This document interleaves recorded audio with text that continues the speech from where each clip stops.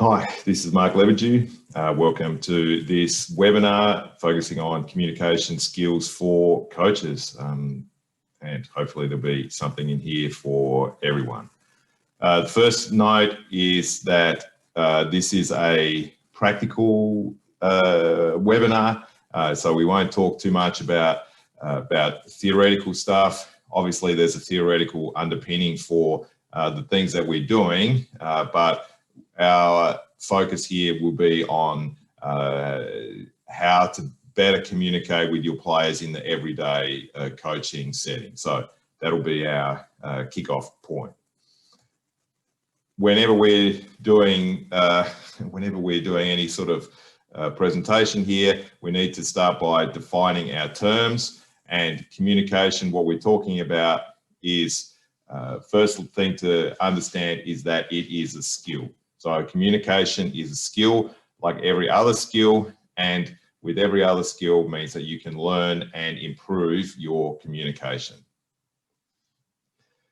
Communication is two-sided, and this is something that we often forget. We think of coaching as direction, as directing players, but it requires both sides to be actively involved and not passively. So you can see here a good example of one player being very actively involved in the communication process by listening intently. The other thing that is often overlooked in terms of communication is that communication is constant. It never stops. At every moment that you're with somebody, you are communicating something to them. We have, in volleyball especially, a really strong focus on verbal communication, but it's only a tiny part of the total communication, let's call it a rainbow. There's always something going on, and the verbal part is only a small part of it, and very often it's the least important part. Don't forget that actions, for example, can be much more important than the individual words spoken. How do we communicate? The first thing that we communicate is through our words. Obviously, that's the simplest one, the one that we tend to focus on the most. The tone with which we are talking also conveys a lot of information. If we raise our voice, if our voice is calm, we'll talk a lot about that, especially in the context of timeouts. But the tone, the way I look at it is that the words convey information, but the tone conveys the feeling, the mood that you want the team to have. Body language. Now, in this instance, this is from outside the volleyball realm, but the communication involved between the gentleman on the left and the gentleman on the right is very strong, even though no words are being spoken. And the same applies in the coaching environment and every other environment you might find yourself in. Gestures, your hand gestures, how you jump up and down on the spot. This is a really important one for coaches, is the preparation. So when you prepare well for practice, you prepare for games, you're communicating with your team, with your players, that what they're about to do is important, and you're communicating to them also that they have to prepare as well. Punctuality is another one. I think this is, it's always amusing to me when I give lectures and presentations in person, how many coaches will just rock into the lecture late, even though they would expect, presumably, of their players that they are always on time. Punctuality conveys, communicates to the group that the activity is important. The drills. This is another overlooked part of how coaches communicate. The drills that the coach chooses communicates to the team what the coach thinks is important in that moment to work on. So you, as a coach, you don't need to have a really long meeting explaining why the team is bad at reception, needs to practice reception. If you include extra drills for, in this case, reception, but whatever the case may be, if you include those drills in practice, you communicate very effectively to the team what you think is important. And conversely, if the team thinks something different is important, then that's an area of conflict or disagreement between the coach and the team, again, without words being spoken. The lineups that you choose for games, for practices, and especially for practices, this is something that I remember really clearly from being a player, is every time the coach chose the teams for any drill, I was always looking around to see who am I with. This is the first setter. Is this the second setter? Does this mean I'm a starter? Does this mean I'm a sub? How does the coach think of me based on who I'm playing with in this game or in this drill? So that's another thing for the coach to be aware of. And of course, silence is just as big a communication as everything else. The things that you don't address are the things that you allow. What hinders communication? There are a few things that stand in the way of effective communication. One being the coach's experience. The better the coach's experience, the better the coach's skill, the better they are able to communicate. We've talked about that verbal communication is not the only kind of communication, but it is still an important part of coaching. And so the verbal communication skills, the ability to convey ideas through words is really important. This can be often very comes out in the training environment, also in games, which we'll come to a little bit later again. The noise in the background, how you manage the situations where there's a lot of things going on in the gym, that affects communication. We'll have a few tips on how we can minimize that. The player's experience, just as much as the coach's experience, affects communication. And the understanding of the players, how the players understand the game, how the players understand what's going on, how they understand the skills, the tactics. Those they also affect communication.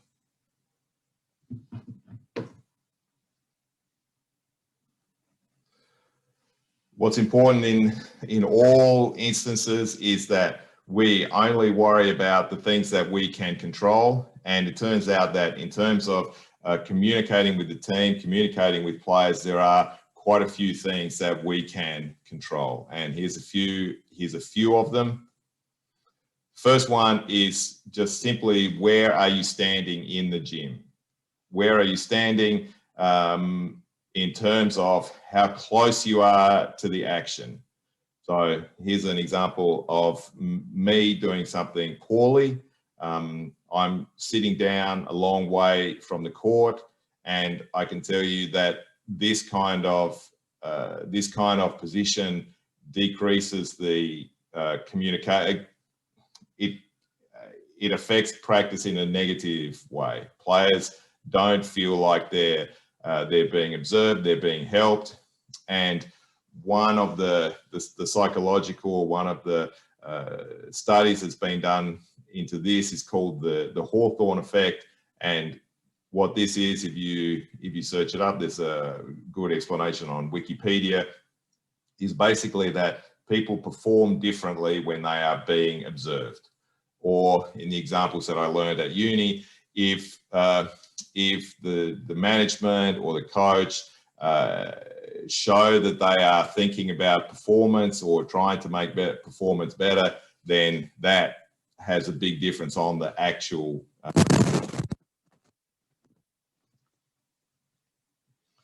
where is your voice being directed? Can your voice be heard by all the players in the gym?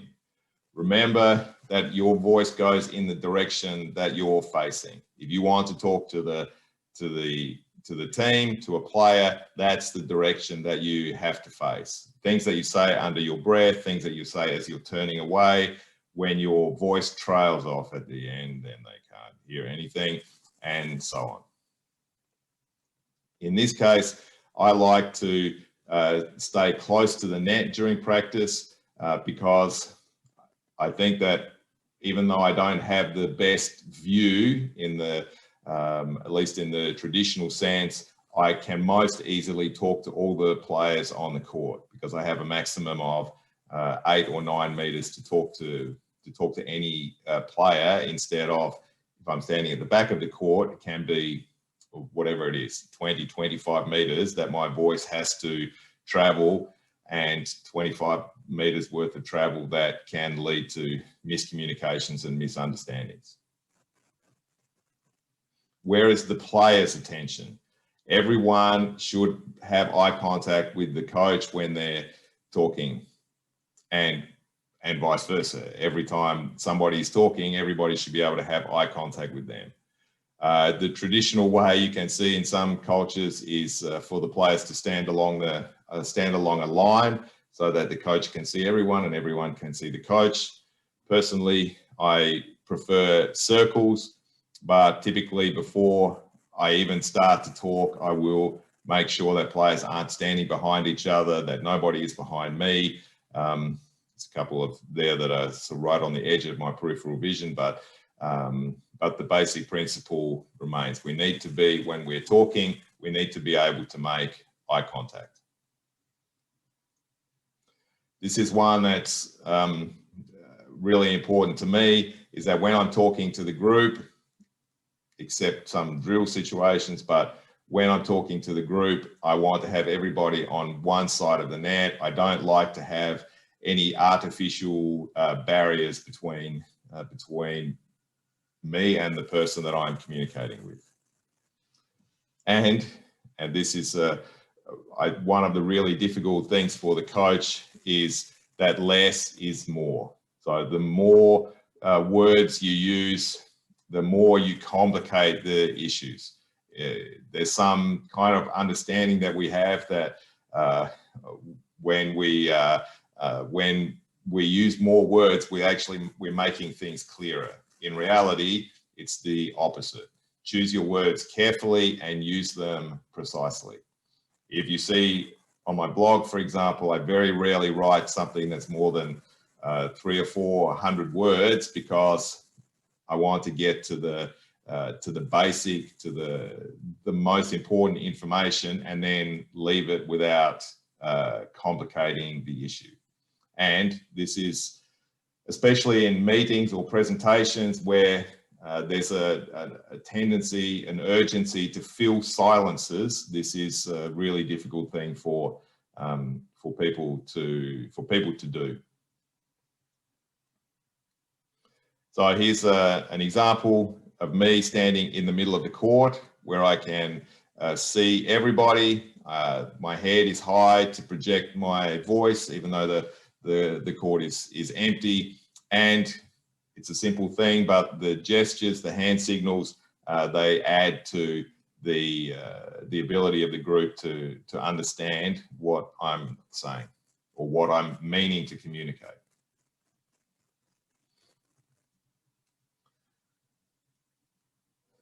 One of the really keys, the central areas of communication in the coaching context is feedback, and feedback specifically that relates to learning or that encourages learning. So we need to understand a couple of things about learning before we start to approach feedback. The first thing is that learning takes place through personal reflection. This is a really important concept. When players do as they're told to do, that's not learning. And there's a lot of research, which we won't go into here, but there's a lot of research on how people retain information. And it's similar to the concept of blocked versus random practice, for example. The things that we are able to do easily without context, the things that we're told to do are not things that we retain. And the object of feedback, the object of coaching is to promote learning.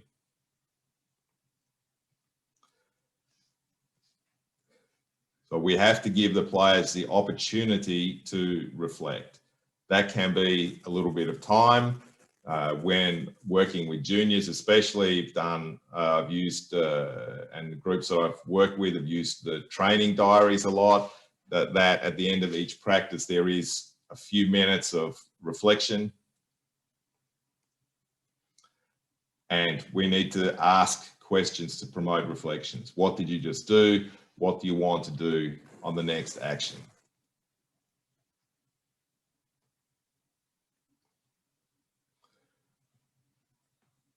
And the questions that we ask in that context are open-ended. And this is probably a good principle to use just in general, is to avoid questions that are framed to provide yes/no answers. So we want players and people, if we're having a two-sided exchange of opinions or two-sided communication, is that we want to avoid yes/no answers. We know from our own experience, from both sides of this equation, that players will give the answer they expect that the coach wants. So you can all straight away, you can think of an example of what should you do of asking a player, what should you do in this situation? And the player takes a moment to think about it, and 100% they're trying to remember what it was that you told them to do at some point in the past, so that they can give you the answer they think you want. That's the thing to be avoided, and it's a really difficult thing to manage.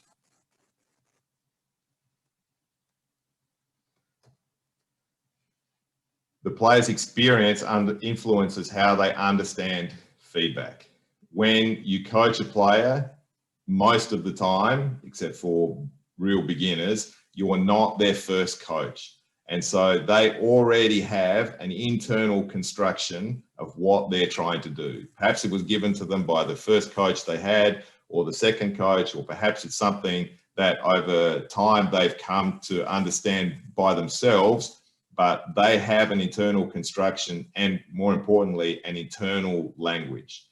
And what we have to do as coaches is to develop this personal language that we can have more effective, better communication with individual players. I think that individual training is mostly important for the time that you spend with the player in developing and understanding each other and what we each mean in different circumstances. So that's the moment that we can develop a common language. So one example I can remember from my own experience is talking with a player about their movement and coming up with the visual of the one that I used was Flintstone running. So in a cartoon where the legs move before they start moving. Now the player in that case instantly understood what I meant. So from that moment on, we had a common language to describe one particular situation. And in the team activity, then I could go, and anytime I needed to give him some personal feedback, I could just say, no Flintstone running, or you're Flintstone running. And he and I knew exactly what we meant in that moment without having to explain a situation in detail, without having to interrupt other people's practice. fast and early don't have the same meaning, for example. So the words that we choose are important. They need to convey the meaning that we want, and again, they have to be individualized. Could be that what we mean by early, a player understands by fast. So that's something that we have to learn, and we're about to come to that. Learning and performance are not the same thing. Again, like our block versus random practice thing.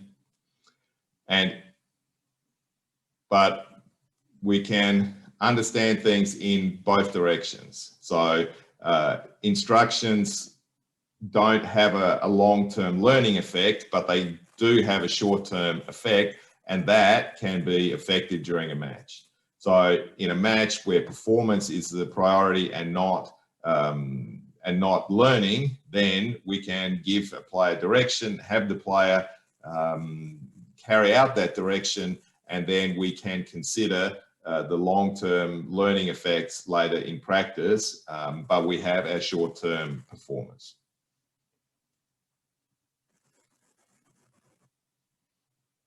Sometimes it's not what the coach says, it's important what the player understands, and sometimes it's not even the content of the conversation that's important. Sometimes it's just that a conversation has taken place. Personally, I like to use situations like this to connect with the players and to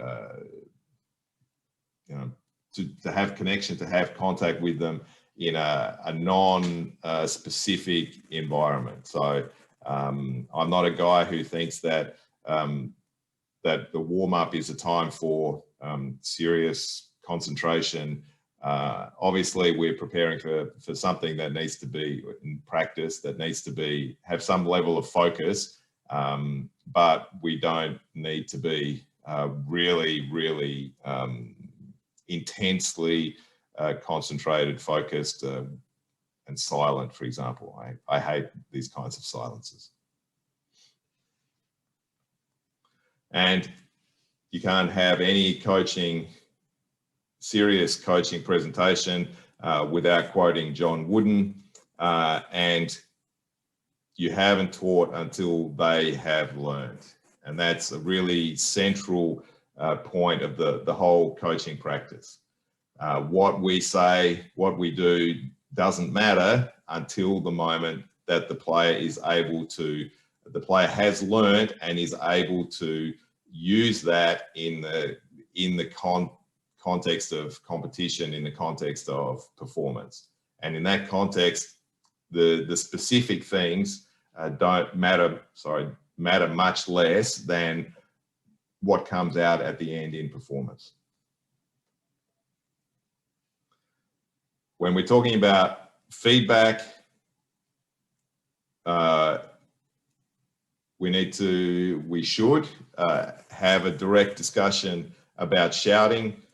For some reason that I don't completely comprehend, it's part of the culture of coaching, part of the culture of sport, that coaches are allowed to, should, have to shout at their players.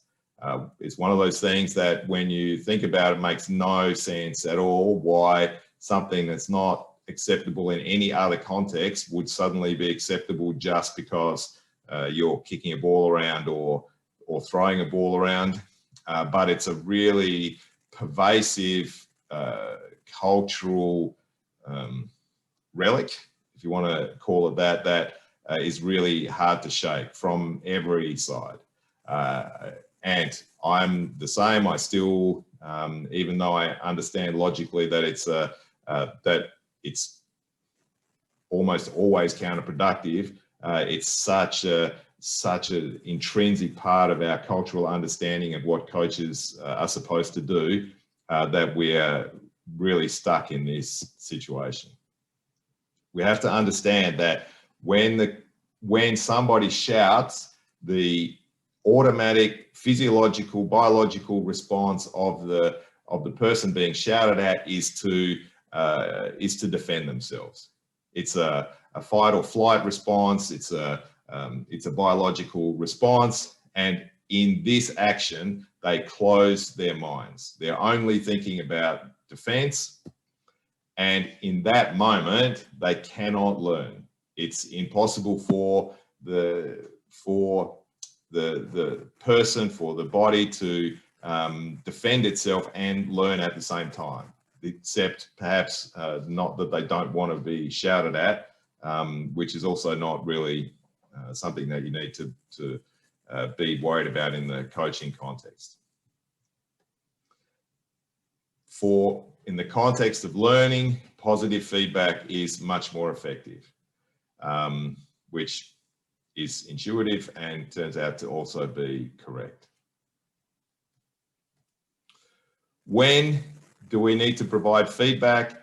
As in all things, timing is everything. When you give the feedback is really important. Either directly after the action, and we are asking open-ended questions to allow players to reflect, what have you just done? Or directly before the next action. What are you about to do? What will you do? I like to spend a lot of time in the before the next action part, and also when I'm talking with the team about how they should communicate with each other, the activities that happen before the action for me are much more important. So the communication before the rally is for me the most important communication that happens between the players during a game. I'm much less interested in how they talk during the game. What's much more important to me is what they do before the rally. Now, just to be clear, that doesn't mean I'm suggesting that you should not talk during the rally, but I am saying that what you do before the rally is more important.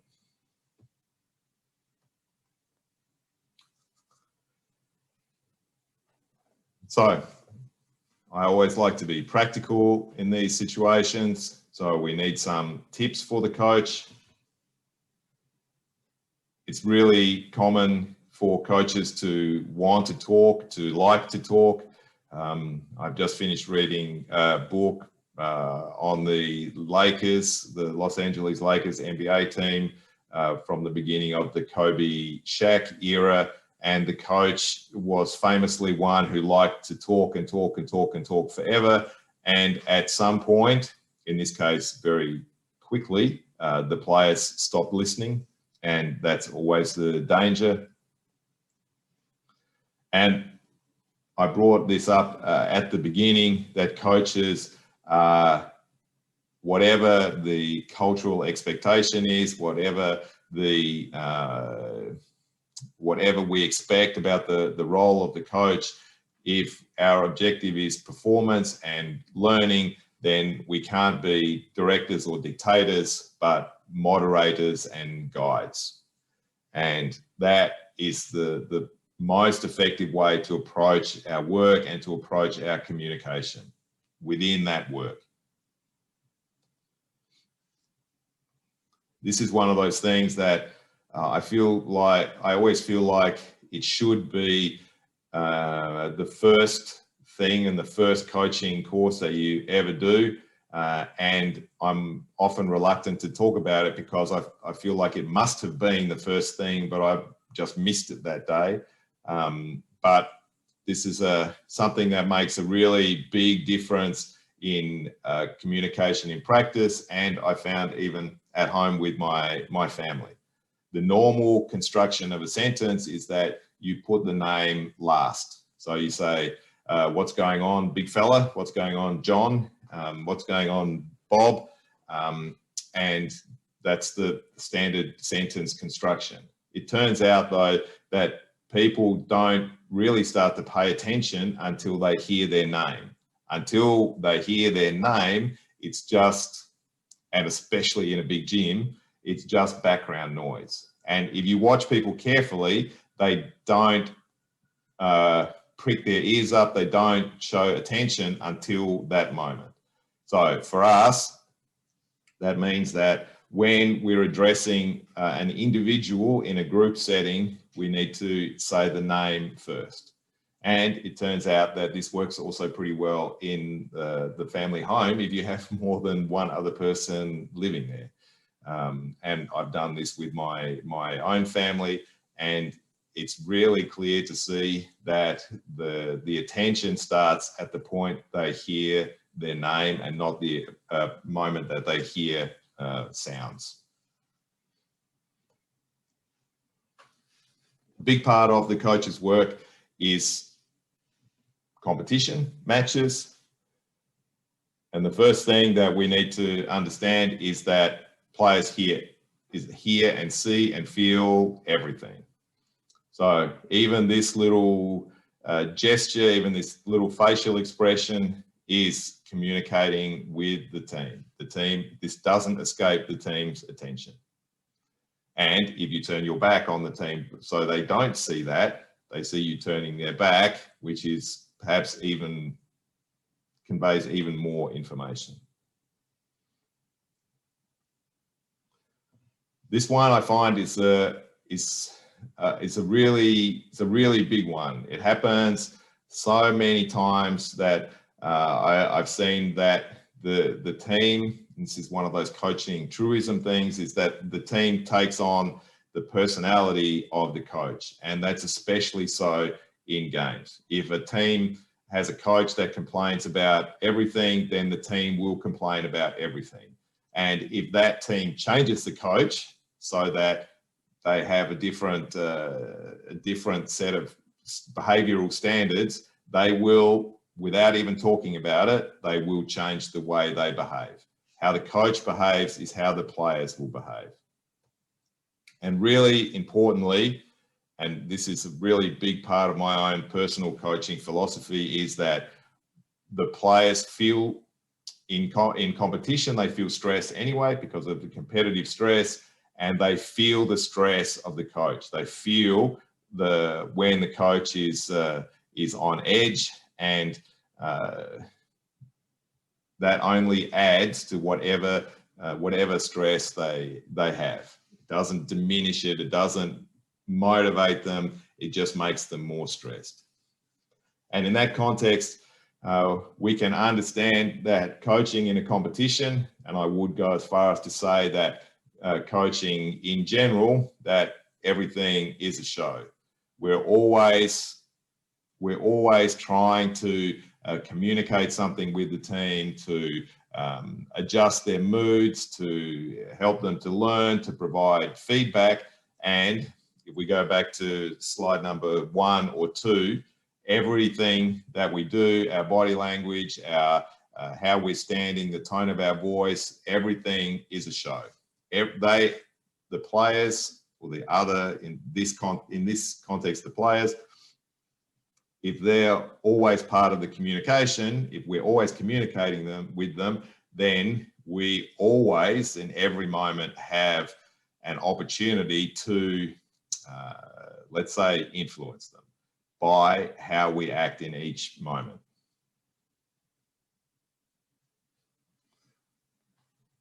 So we can go specifically into timeouts. Timeouts is a big part of the coach's work. Arguably, there's too much value in given to timeouts, which you can read a lot about on my blog. But let's just, for the moment, say the timeouts are a big part of our work. And the principles that we apply to all the other communication work equally effective here. We need to pay attention to our tone, conveying the mood that we want the team to have, conveying the emotion or the feeling that we want the team to take out of the timeout. The content, obviously, the information, the specific verbal information that we provide, our body language. Again, orientation is really important. We want the players to be paying attention to us. We want there to be no barriers to communication. One thing that you will often see in if you watch the TV games is that there'll be the players who in the timeout go and sit at the end of the bench and are not part of the team. One of the strategies that I use in that case is to bring the rest of the team to the person who is sitting down. In that case, you can solve the problem having everybody involved with the timeout without directly creating stress or perhaps provoking conflict. There's always, not always, but there are often ways to skirt around the edges of conflict and solve the problems. Commentating on what just happened is just about the worst thing that you can do in a timeout. It's just about the easiest thing that you can do to make a player stop listening is to tell them what happened in the last 6 points. But it's also the thing that's the easiest trap to fall into. And I can remember early on in my coaching career having a mentor tell me that about timeouts. He said, whatever you do, don't commentate. And it's always amusing to me to watch the timeouts on TV when they put the microphones in and see what it is they actually do. And there's nothing that makes me feel better about my own timeouts than watching the best coaches in the world, what they do in theirs. Keep your talk to a minimum, provide small amount of information, but specific. And referring back to the difference between learning and performance, in the context of a match, we can give direction for what a player has to do right now, because our priority in that moment is the match, is the performance, is the result. And we don't need to be so concerned in that moment with learning. We can focus on the learning at a different time, but in the match for a short-term benefit, we can give direction. This is a really important one. I presented the version of this in a different format or in a different venue. And one of the questions was about the use of the whiteboard, the coach's board, and especially in an environment where there's a lot of noise, there's a lot of background, to have the visual that backs up what you're saying can be really helpful.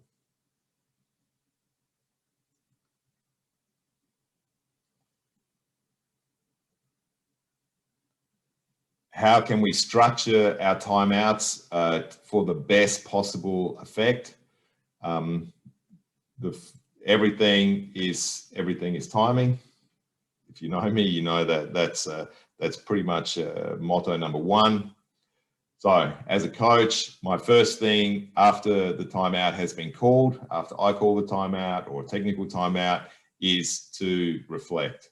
Allow the players some time to relax, to drink, to talk amongst themselves, remembering that what they talk amongst themselves is the most valuable communication that happens between the team, because they are the ones that are in the center of the action. They are the ones that, in a lot of instances, they know the best about what's happening, and they are the ones that they're organizing how they will react as a team. So I very rarely would stop the players talking.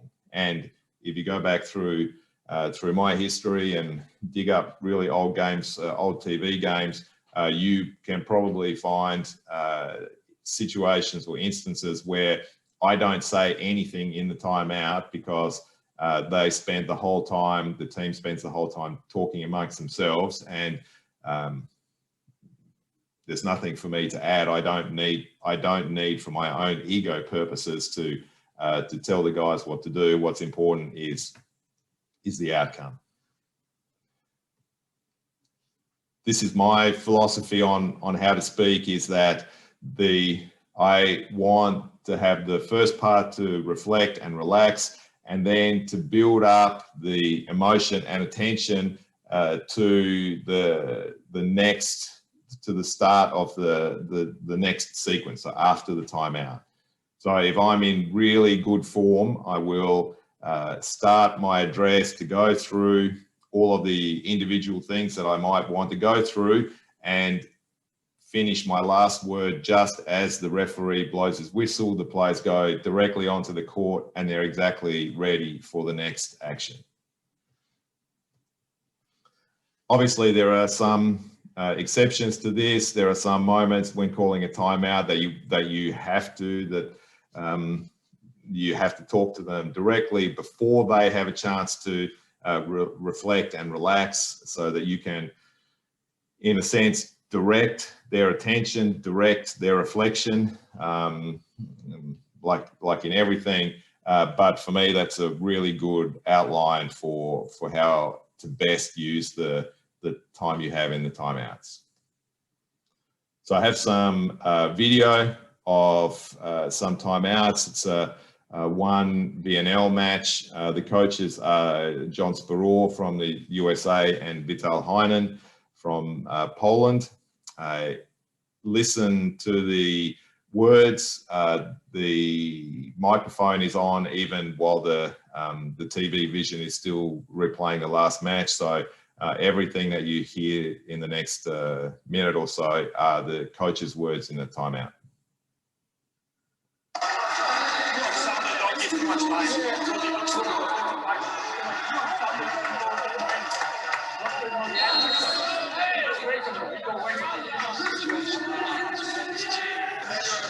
One more shot at rotation one.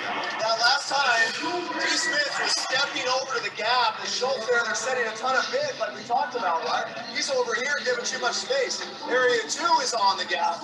Middles are going to stay neutral right there, okay? Let's tactically be a little bit better in that rotation. That's a good opportunity. What? Yeah, you're front. Yeah. Okay. Yeah, that's right. That's right. Okay, here we go. Let's go. 1, 2, 3. High balls, look for the weaker blockers. So with high balls, all the balls there, but the high balls go that 6 1 step line.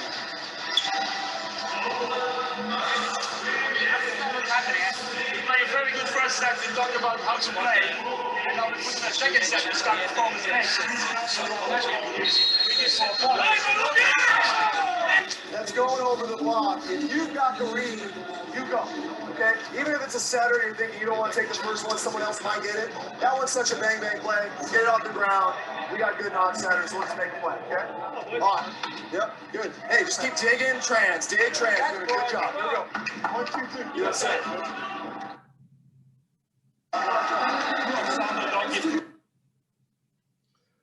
So we have a few good examples there of coaches giving really specific information. There was a tiny hint of commentary at one point, but we can excuse that because he went quickly on to a different point. So we come towards the end now, where remembering that this is a practical webinar, practical presentation, that we have a few loose ends. One of the things is to understand how, in some way, how players really are. And the first thing that we have to understand is that players believe that they are doing things the way they should be doing it. They think they are either technically or tactically or whatever the situation, they think they're doing it correctly. And the coach has to be able to show or to explain that is not always the case. Obviously, the most important thing here is the use of video. Video is something that we can use a lot in practice. Personally, the best scenario, the best situations I've had are where I've been able to have a video running on the gym wall. In some cases, I've been lucky enough to have an LED scoreboard that we've been able to attach to, but where the whole training is running on a constant 5 or 6 second delay. And if you have, now technology is relatively cheap and relatively easy to organize. If you can do something like that, it's incredibly valuable, and it gives the players a lot of opportunity to control their own feedback, to control their own learning process. And when that's, in my experience, when that's been working really well, I have very little input in practice. So I set up the drill, I let it run. At the end of each action, the players will look and see something. They can point things out to each other. I can just say, look at the screen, and practice. The flow of practice is really great. So not everybody has that opportunity, but as technology increases and becomes cheaper, more and more people do, more and more coaches do. Players, you might not think this as a coach. Coaches spend a lot of time complaining about their players, but players hear everything. And they also remember everything. And they remember things that you don't think that they would remember. You remember things that they shouldn't. They remember things they shouldn't remember. They remember throwaway lines that you don't mean to be important. And I go back to the statement that everything's a show and the communication is constant, that you always have to be really careful about what you do, what you say, how you say it, all of those tiny things. And I had a situation just recently where I made a throwaway comment in a team meeting. A few hours later in the match, something happened and the players come directly to me and repeated the throwaway line that I've made. The two things were related and it was a positive thing, but it was not the thing I wanted them to remember. It's not the thing that I wanted them to take away, but it's the thing that at least some of them did take away. And in that sense, every player hears and understands a little bit differently. So using different types of communication, using video, words, gestures, tone, etc., they can help you get the message across to the greatest group of the greatest percentage of the team.